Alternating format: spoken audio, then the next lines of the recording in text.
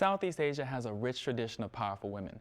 This includes not only female rulers, successful business people, major religious figures, but even military leaders who are women, generals, captains, ordinary soldiers.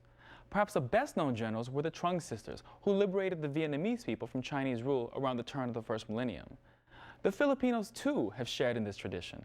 Our great female general was an 18th century Ilocana warrior, the fearless Gabriella Silang.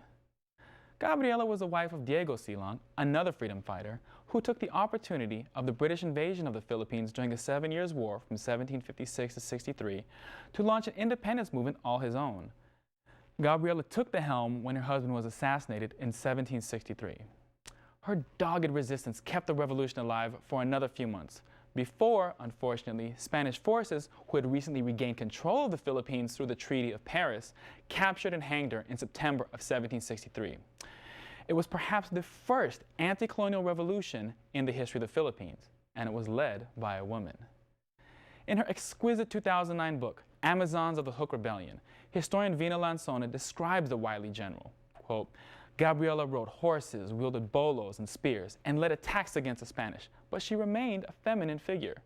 Images of her usually portrayed a statuesque woman with long, free-flowing hair, wearing a long dress and mounted on a horse with her left breast partially exposed, as she wielded a bolo in her right hand. End quote.